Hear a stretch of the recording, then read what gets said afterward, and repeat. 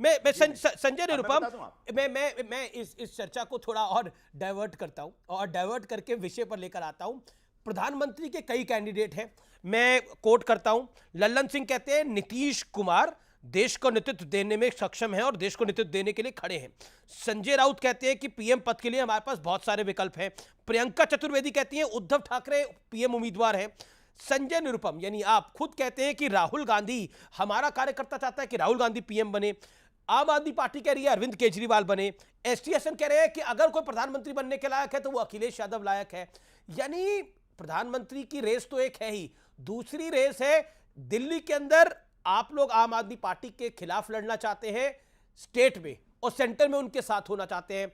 हरियाणा में दोनों जगह लड़ना चाहते हैं। छत्तीसगढ़ में वो आपकी सरकार को भ्रष्टाचारी कह के आते हैं। तो आपको लगता नहीं है विरोधाभास बहुत सारे हैं, तो पब्लिक को ये मैसेज जाएगा एक मोदी को हराने के लिए सब कुछ भुला दिया गया, टारगेट सिर्फ नरेंद्र मोदी है। बीजेपी और एनडीए बार बार यही बात कह रही है। संजय जी, मैं आपके मुद्दे पर आता हूं अमीश भाई, लेकिन उससे पहले मैं एक लाइन स्पष्ट कर दूं जो सुधांशु जी ने दिग्भ्रमित करने की फिर कोशिश की है।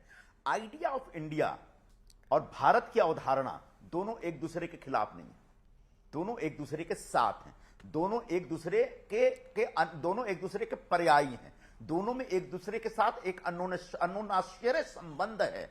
तो इसलिए इस प्रकार की कोई बात मत कहिए कि इंडिया बोला मतलब विदेशी हो गया, भारत बोला मतलब देशी हो गया, ऐसा कुछ नहीं है। रह गई बात प्रधानमंत्री पद के उम्मीदवार की, हमने बार बार कहा है कि जितनी पार्टियां इंडिया गठबंधन का हिस्सा है उन पार्टियों के कार्यकर्ता निश्चित तौर पर चाहेंगे कि उनका नेता प्रधानमंत्री बने, और इसमें कुछ भी गलत बात नहीं है, यह बड़ा स्वाभाविक है, क्योंकि हर पार्टी के कार्यकर्ता चाहते हैं मेरा नेता इस देश का प्रधानमंत्री बने। इसलिए अलग अलग पार्टियों के कार्यकर्ताओं की तरफ से इस प्रकार की बातें आएंगी।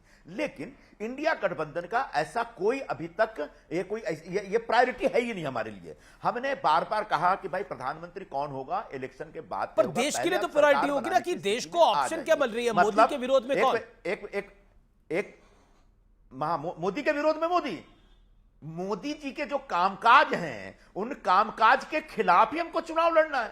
आप कहते हैं आपके मोदी के राज में जीडीपी बढ़ गया, मैं कहता हूं जीडीपी घट गया, बल्कि जीडीपी डॉक्टर मनमोहन सिंह के काल में बेहतर था, 2% ज्यादा थे हम लोग।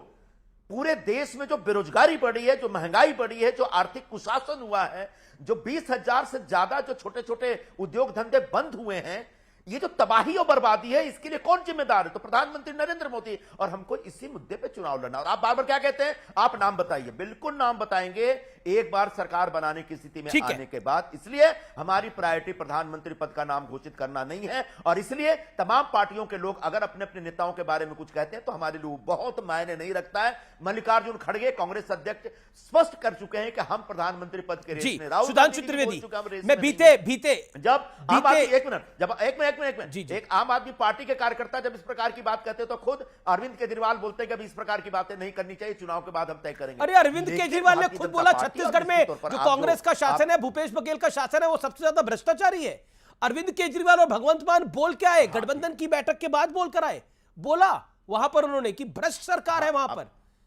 अब ये आप आता हूं उस मुद्दे पर भी आता हूं, उस मुद्दे अब ये आपका दूसरा विषय है। नहीं, मैंने दूसरा विषय नहीं, ये भी एक विषय है। पार्टियां जी नहीं, एक मिनट रुको ना अभी जरा रुको। अब आप इतना एक्साइटेड मत हो जाओ अब सुधांशु त्रिवेदी की तरह, एक मिनट रुक जाओ जरा सा। तो ये आपने प्रधानमंत्री पद वाले मुद्दे पे आपने कही। अब दूसरा विषय हो गया कि भाई इंडिया गठबंधन की पार्टियां दूसरे पार्टियों द्वारा शासित राज्यों में जाके क्या कह रही हैं। निश्चित तौर पर अवॉइड करना चाहिए केजरीवाल जी को या मान को छत्तीसगढ़ में जाके कांग्रेस की सरकार के खिलाफ बोलना टालना चाहिए, क्योंकि अगर वो चाहते इंडिया गठबंधन कोहेसिव हो और सब लोग मिलजुल करके एक अच्छे ढंग से भारतीय जनता पार्टी के कुशासन के खिलाफ संगठित होकर खड़े हो, तो केजरीवाल जी को इस प्रकार की बातें नहीं करनी चाहिए। फिर भी वो अपना एक स्टेट के लेवल का एजेंडा चला रहे हैं, चला सकते हैं, नहीं चलाएंगे तो बेहतर होगा, इंडिया और मजबूत होगा इससे। लेकिन उनको इस प्रकार का कोई हक नहीं है, अधिकार नहीं है, मैं ये नहीं कह सकता। हमारे हक नहीं, अधिकार नहीं है, वो तो अपने आप को कांग्रेस का विकल्प ही मान के चल रहे हैं भविष्य के लिए। लेकिन मैं सुधांशु त्रिवेदी आपके पास आता हूं। वो तो अपने आप को कांग्रेस का विकल्प मार के चल रहे हैं, और उन्होंने कई बार बोला है कि कांग्रेस अब समाप्त हो चुकी है, भविष्य हम ही है। उन्होंने कई बार बोला है, राघव चड्ढा का ट्वीट भी है ऑन रिकॉर्ड, आप बोलेंगे तो मैं आपको दिखा भी दूंगा। लेकिन मैं फिर दूसरे विषय पर आता हूं, जो कि सुधांशु त्रिवेदी मैं आपके जरा लिए एक लाइन जोड़ दूं, एक लाइन जोड़ हाँ, दूं, वो जोड़ लीजिए आप एक लाइन जोड़ दूं मैं। सुधांशु इंतजार करें, बोलिए आप, बोलिए। आप राघव चड्ढा वगैरह बोल रहे हैं, एक सज्जन है, बहुत बड़े विचारक माने जाते हैं, दार्शनिक माने जाते हैं, राजनीतिक दर्शन के ऊपर बहुत बोलते हैं। उनने तो एक दिन कह दिया कि भाई कांग्रेस मर क्यों नहीं जाती, और बाद में वही व्यक्ति भारत जोड़ो यात्रा में राहुल जी के साथ कंधे से कंधे मिला के चल रहे हैं।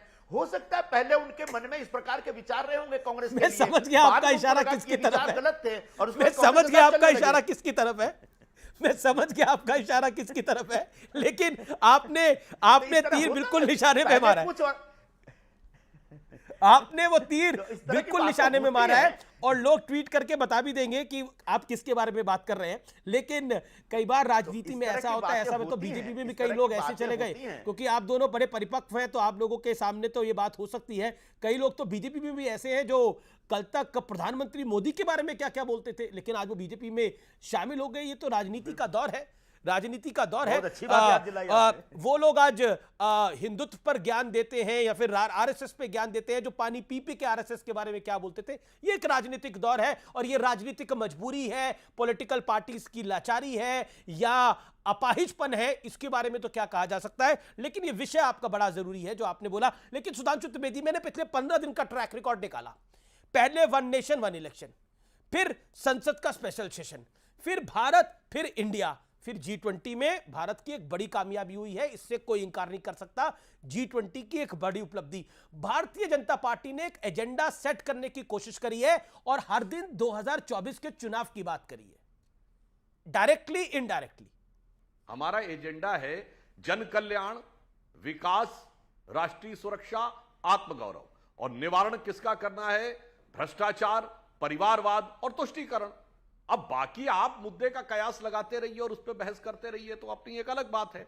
हमने जो बात नहीं, इसके अंदर अमीश देवगन कयास लगा रहा है, ऐसा नहीं है। वन नेशन वन इलेक्शन पर आपने कमेटी बनाई, फॉर्मर प्रेसिडेंट इससे पहले किस कमेटी में गए? Point number 1। Point number 2, Bharat वाला विषय आप लेकर आए,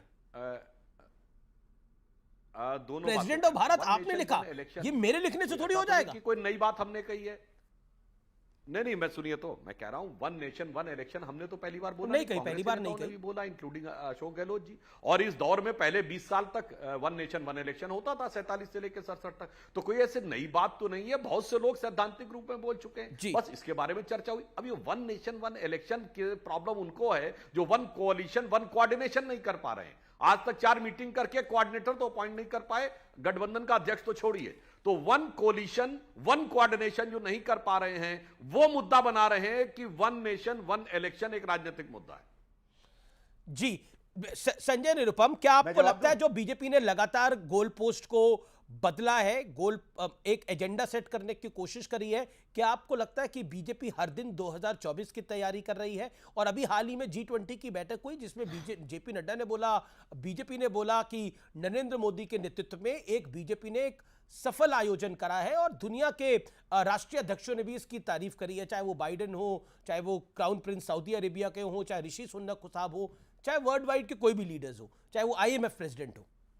प्रेसिडेंट तो भारत पर किसी को ऐतराज नहीं है, तो आप भारत के राष्ट्रपति के तरफ से हिंदी में इनवाइट भेजिए ना, अंग्रेजी में क्यों भेज रहे हैं भाई? वो प्रेसिडेंट ऑफ इंडिया का हिंदी ट्रांसलेशन है राष्ट्रपति, भारत का राष्ट्रपति, तो या तो भारत का राष्ट्रपति लिखे या प्रेसिडेंट ऑफ इंडिया लिखे। लेकिन चूंकि आपको एक नया शिगुफा छोड़ना है, आपको एक नए ढंग से लोगों के अंदर एक चर्चा का नया विषय, ये सब क्यों करते हैं? क्योंकि बुनियादी मुद्दों से लोगों का ध्यान बटा के रखना है।